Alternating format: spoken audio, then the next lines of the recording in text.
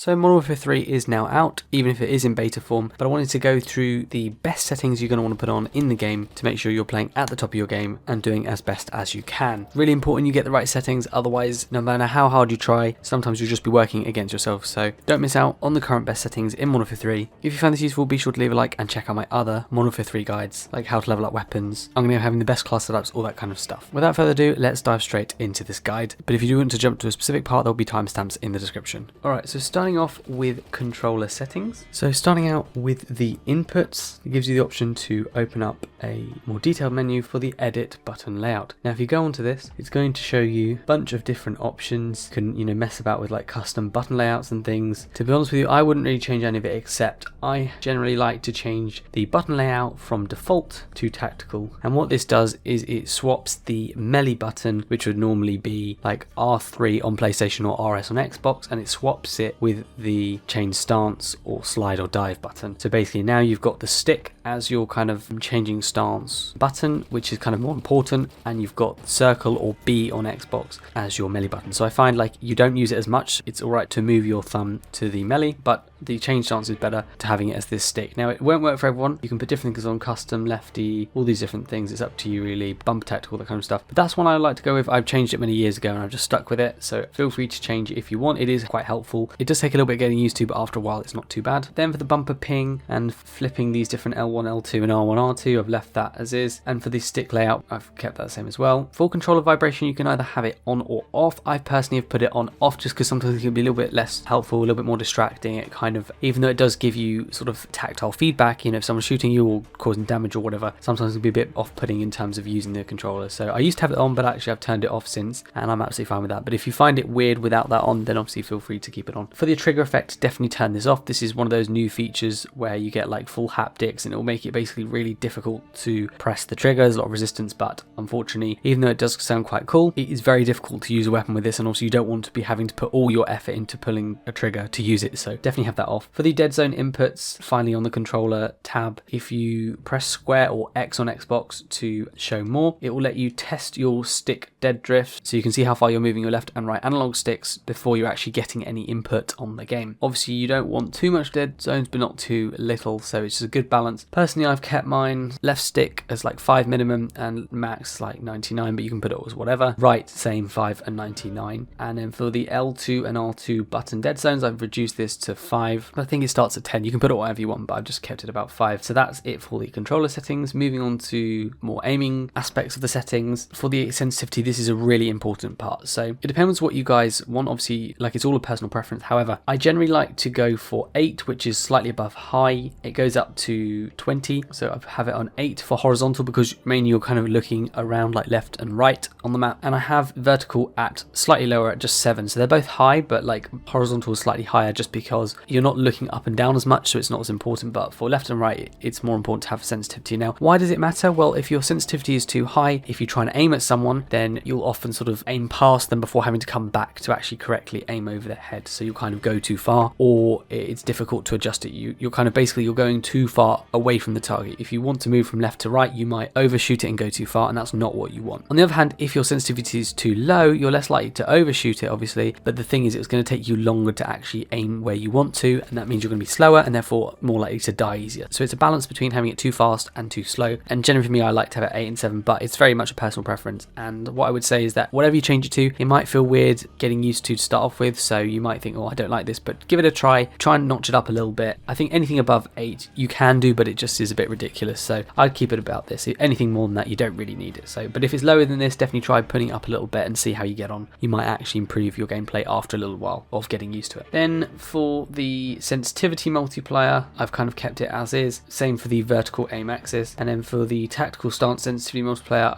again, I've kept it, I think, as it was at about 1. Now for the aim response curve, this is quite important. Basically, if you are a newer player, obviously, as it says here on the right, standards is probably better for you. You have a slow starting move that kind of speeds up over the aiming rate. Whereas linear is for like intermediate players, and dynamic is better for more advanced players, as you have a faster starting movement that kind of slows down as your time's gone. So you do most of the movement to start off with when you're aiming, and then fine adjustments later on. So it's kind of more useful for snapping onto your target, basically. So that's generally really what I prefer, but again, it's up to you, depends how experienced you are at the game and so on. Now for the aim down sight sensitivity multiplier for focus, again, I've kept that on 1, and the sensitivity transition timing, I've kept it as instant. You can also open up the sensitivities per different zoom magnification, so like for higher powered, like more zoomed scopes, you can play around the sensitivity compared to less zoomed scopes that you'd have on more average weapons, like assault rifles, SMGs, that kind of thing. You're not going to be putting like a high powered scope on that. You can actually customize for each type of scope, which is quite good. So if you expand that to show more, you can put that as on and expand that. I generally kind of, with the higher zoom ones, I've left it as is, but for the lower zoomed ones, so like low zoom and 2 to 3 times zoom, I've kept it about 0.9. Obviously it's up to you, you can play around with it as is, but that's kind of my preference for that. And then for the target aim assist, obviously keep that on. And for the aim assist type, there's different ones, including default, precision, focusing, and black ops. At the moment, I believe the best one probably would be default. That may change later on as the game's updated and so on, but for now that's probably the best one to go for. In terms of motion sensor aiming, I would just keep that off for now, and there are some advanced settings with the motion sensor advanced settings, but I don't really want to mess around with this too much now. I'll be honest, I'm not fully sure what the implications of all these individual settings are, so I've just left that for now, but obviously again it's a preference for you guys. Moving on to gameplay, what I would recommend is for movement behaviors, make sure you change automatic sprint. Instead of it being off, turn it to automatic tactical sprint. So basically what will happen is if you have it off, when you press the button you will sprint. If you have automatically, when you're moving forward a little bit while you're standing up, your character will automatically sprint without you having to click it down. Then with automatic tactical sprint, which is basically the new feature since Modern Warfare 2019, where basically if you kind of like double tap the sprint button, it will make you sprint a little bit faster for a short while. That is like your default basically when you're moving forward at all while you're standing, and that's quite useful to have, so you don't have to keep mashing the controller. It will help with your controller longevity, and also it's kind of just easier as well. So have that as default, although obviously if you don't like it you can switch it back, but I'd highly recommend keeping that as automatic, and keep auto move forward off. Most of the rest of it I've kept as is, ground and mantle on, so that you basically can climb nearby obstacles while on the ground using the jump button, so that's quite helpful. Keep automatic airborne mantle as partial, so basically only if it prevents you from falling, and then keep all this stuff the same as well, including like invert, slide and dive behavior, that kind of thing. The rest of it I've kind of kept the same, like for the aim down sight behavior, definitely keep that as hold rather than toggle on or off, and pretty much that is all the same for gameplay. Moving on to graphics, the first important thing is for details and textures, the on-demand texture streaming. Now you can either have this on or off. If you have it on, the high textures, as it says, are downloaded from the internet, but the thing is that will take some of your bandwidth away from playing the game. You might get a bit more lag, some packet loss and so on, so I would recommend keeping this off, just because even though it might not look quite as good, it's not kind of taking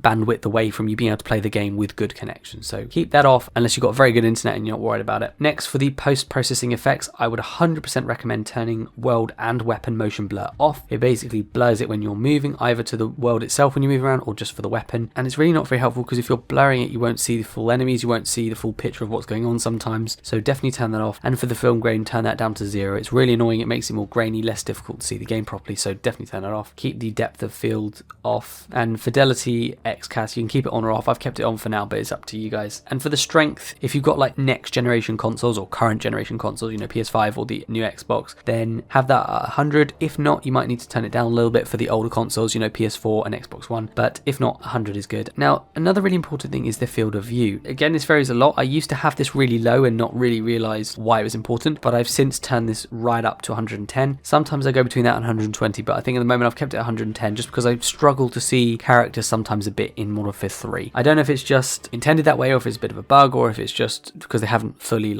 improved it before the game will come out, I don't know, but sometimes it's a bit difficult to see enemies and things, and obviously the higher your field of view, basically the more zoomed out it is, so you can see more around you, but obviously what you can see in front of you is a little bit zoomed out, a little bit smaller, so you don't want it too zoomed out where you can't really see much, but you don't want it too zoomed in where you can't see much around you, so it's a balance between what's around you and what you can see in front of you and how well. So I've kept it about 110. That's what a lot of people who are good at the game have it about there, but you can obviously put it up or down accordingly. And the rest of it I've kept roughly the same. What I would say is with the safe area for the HUD, the wider you have this, the closer it's going to put it to the edge of your screen. It's better to have it more in the center because that way you're not moving your eyes as much between, let's say for example, if you're looking at the minimap, you don't want to be jumping between looking at the side of the screen with your minimap and the center of the screen where enemies might be. So if you keep the HUD a little bit closer to the center, it's easier to see the stuff, but don't do it too much that it blocks your vision in front of you, but just leave it a little bit closer so that it's less difficult to jump between one area and another on the screen with your eyes, basically. That's it for graphics. Moving on to audio. This really depends on your sound setup. If you have headphones, I'd recommend either headphones or headphones bass boost. boost. I've put it on bass boost, but it's up to you guys. It basically enhances low end frequencies, it says, so things like footsteps and so on you might be able to hear a little bit more easily, as it's at the lower end of frequencies of sounds basically. But if you're using other things, if you're playing it off the TV, you might want to put one of the TV or whatever the other settings are if you've got sound bars. But generally I imagine most people have headphones, in which case one of these would be good, and I'd imagine probably this one is the one you want to go for. For the master volume, you can keep this at 100. However, if you expand that, you can see that there's different aspects of the sound. So you can like turn down the gameplay music volume when you're in the game. You can turn down the cinematic volume during like cinematic scenes and so on. What I would say is that I would generally recommend turning down the gameplay music volume, because this is going to be playing while you're actually in the game, and that might cover up sounds that are important to hear. So for example, like grenades, gunfire, footsteps, whatever it might be, you might not be able to hear it as well because of this music. So turn the music off so it's not distracting, and make sure you've got the dialogue and effects volume turned up so you can hear that properly. That will help you know where enemies are and so on. The cinematic music volume doesn't matter too much. I've turned it down to 50%, but you can put it on whatever you want. And the rest of the stuff is pretty much as it was, you know, voice chat either on or off, depending on if you want to speak to people. Personally, I turn it off just because sometimes it can be difficult when I'm recording and so on. Most of the other mic stuff and subtitles and so on I've just kept as is, but obviously if you need to turn any of that on, by all means do. Then for the interface, I've kept subtitles off. Text doesn't really apply, so we leave that bit. For the color customization, that's quite helpful. You guys might not know that you can mess about with the colors and saturation levels and so on in the game. So my recommendation would be to change it to custom. And then what you can do, obviously you can play around with each of the individual colors. So for example, you, teammates, parties, enemies and so on that show up on the minimap, but also the color filter settings for the actual game, like the whole world, the whole game itself. I would recommend changing that to filter 2 and keep the color filter target on both. This just basically means you have a better saturation, the colors pop a bit more, they just look a bit better in the game, and I think you guys will enjoy that more overall. And again, you can keep the world and interface color intensity at 100. So that's one of the expandable menus. Next up, very important for the HUD, is if you change the minimap shape to square, it may be on round automatically, so if it is, make sure you change it back to square. The reason why this is important is because if you have it on round, it might look a little bit nicer, but there's less of the actual minimap you can see, whereas if you put it on square, you actually have more minimap area to cover, so more surface area. So basically you can see more of the minimap and more around you on the square one and less on the circle. So it's really important to have it on square, and keep the minimap rotation as it is, I would say. So minimap rotation on, horizontal compass, you can have it on or off. Now that we've got kind of like red dots in Modern Warfare 3, you might think about turning it off. I'll keep it on for now, but to be honest with you, I don't really look at the compass very much anyway, so I will probably end up turning it off at some point, just because we now have like red dots on the minimap and so on in Modern Warfare 3, which is quite helpful. For the crosshairs, keep them on. The rest of it is pretty much the same as is, like hit marker, visuals and so on. So those are the best settings in Modern Warfare 3 currently. Make sure you guys put them on, and if you found this useful, be sure to leave a like. Check out my other Modern Warfare 3 videos, like how to level up your weapons fast, the best loadouts, that kind of thing. And if you like what you see, make sure to subscribe to stay up to date with all my latest Modern Warfare 2, Modern Warfare 3 and Warzone videos. But thank you so much for watching. Hope you guys found it helpful, and I'll see you all on the next one.